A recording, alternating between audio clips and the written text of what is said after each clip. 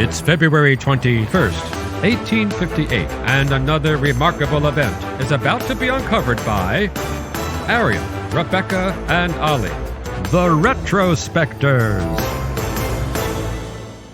On this show, we have regularly revisited historical moments where a patent has made its inventor very rich. But today's story is slightly different because it looks at a time when someone's patent made somebody else very rich. For when today in history in 1858, a chap named Edwin Holmes installed the world's first ever electric burglar alarm, it was actually a device built on intellectual property that he had merely bought rather than dreamed up, slaved over and patented himself. Yes, the patent for the first ever electric burglar alarm, and it's worth saying electric because obviously there were burglar alarms before that, they were called dogs, was created by Augustus Pope. And Holmes from Boston, Massachusetts, had bought it in 1857 for $1,500. Pope had had it kind of in a drawer for 4 years. It'd been languishing there. Yeah, and Holmes and Pope had probably met at Charles Williams's telegraph workshop. Charles Williams is an electrical engineer. He actually goes on to reappear in the story later. He would work for Thomas Edison.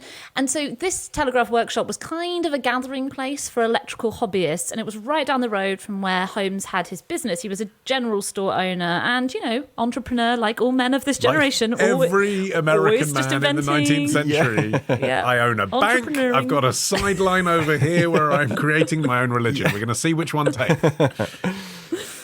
Yeah, and Pope, as you said, had patented it in 1853. He described it as, I love this, an improvement in electromagnetic alarms for the purpose of giving an alarm in case of burglarious or other attempts to enter. Oh, that is good. Burglarious. At this point, he was already in very ill health. He was failing. He had, I think it was typhoid fever, and he died the year after he sold this. So he probably sold it knowing that he was never going to make a go of it.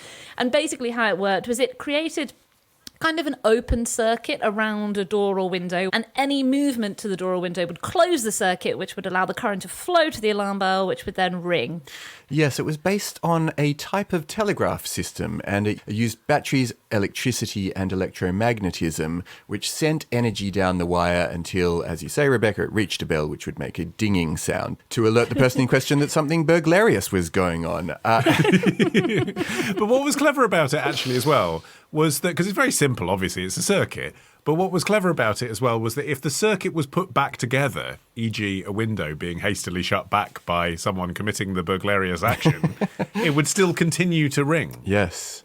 Well, one big problem for Holmes in selling this thing was that burglar alarms, at least as far as he saw it, weren't that necessary in Boston, which had a comparatively low crime rate. And so he actually, his first business decision that was of any significance was to move to New York City, where, as he said at the time, he believed all the country's burglars made their home. And so his plan was, let's just go to a place where there's more burglaries going on, and that's where people will need this device. But the other issue that he had, and we discussed this in our episode about Christmas lights, was that people at the time were scared of electricity. Yeah. They didn't want electricity anywhere near their houses. I mean, it was some 20 years later that they installed electricity at the White House, and President Rutherford B. Hayes wouldn't touch the switches. This is 20 years before then. And it's not just, here's a button to switch a light on. It's like, hey, what about if we electrify your doors and windows? You can see why the average person wouldn't think that was a great use of electricity in their house. And this is probably why he would eventually start marketing it under the name the burglar alarm telegraph.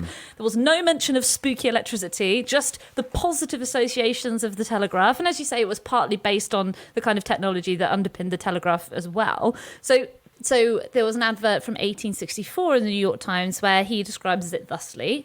He says, "Whoever heard of a house being burglar-proof with every window or door open 6 inches more or less, as they may be, using the burglar alarm telegraph?" He sort of put a little autograph on each advert that was published in the papers, and they were part of a series, and he'd then basically name all the influencers that had bought this technology. So like one week in the New York Times it would say, now selling to P.T. Barnum. Yes. And then the next week it would say, now selling to J.P. Morgan, and other famous men who didn't have 2 first initials probably.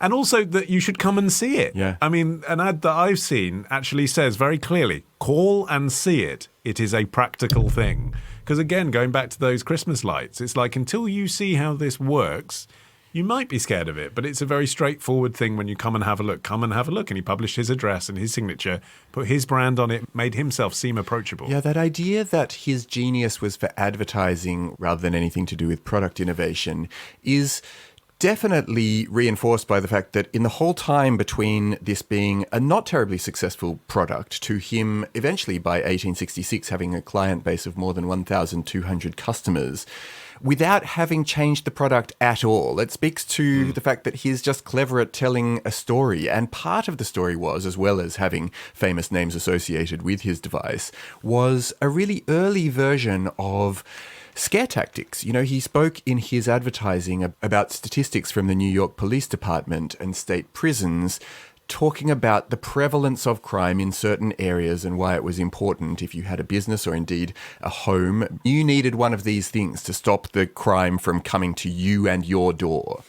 And one thing that was missing was, what do you do when you hear about the intruder? You know, in the pre-industrial era, home security was really preventative. You'd have locks, you'd have iron bars, you'd have safes. You even had things like foothold traps. You know, I didn't know that they were called this. You know, the things that clamp together on your leg with the big teeth in them. Yeah, Apparently, they were invented in the 1600s as an anti-poacher device. By Macaulay Culkin trying to stop people from coming into his home.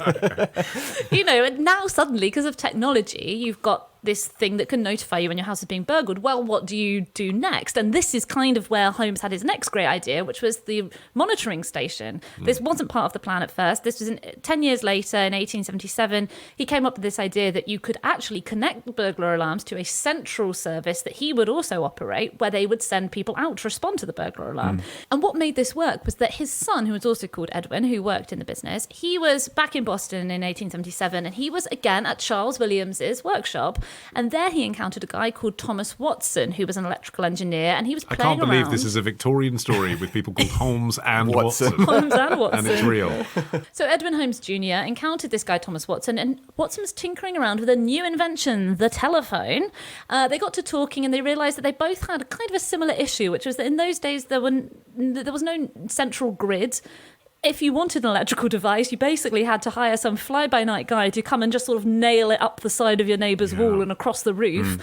So they worked out that a plan to help both fledgling businesses was that they could share the electrical wires. It was getting to a point where some places in New York were complaining that the sun was being blocked out because there were just wires crisscrossing the street. Yeah, because everyone who was plugged into this monitoring system that Holmes had been selling had to have a wire going from their house all the way to his building in central New York, just tacked on to the sides of office blocks and people's buildings, you know, just whatever they could get away with. And obviously that's not sustainable when you've got 1,500 clients. Yeah, so Holmes Jr. and Watson worked out this plan to share the lines. They would use them for phone lines during the day, and then they would be used for the alarm service during the night. And this was a big success in Boston. They got 700 subscribers pretty quickly. And then they brought the same system to New York City. The following year, Edwin Holmes Sr. became the president of the Bell Telephone Company, which had been founded by Alexander Graham Bell, Thomas Watson, and Gardner Green Hubbard to market the telephone. But he never actually, they didn't want to be in the phone business. This was really just about sharing the lines.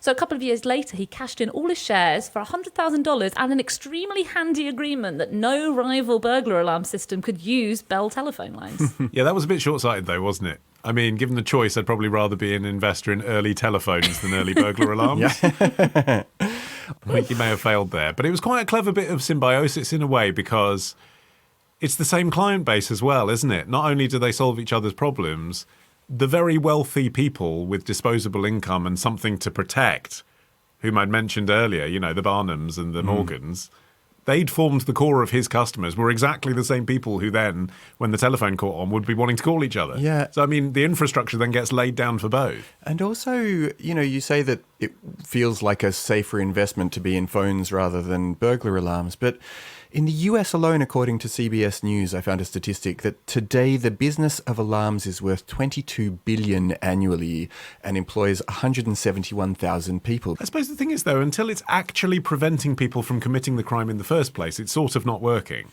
I mean, it's one thing that it actually technically is working and ringing a bell. I mean, it's clever from a business point of view, but actually it hasn't stopped you being broken into and having your stuff nicked, has it? And you sort of feel like that's still maybe a process that hasn't finished evolving. The ultimate Deterrent would be, rather like when someone steals your gadget, your device, they just won't bother because they know you can disable it somehow. Like no one would bother going into your house because they know they'll instantly get caught.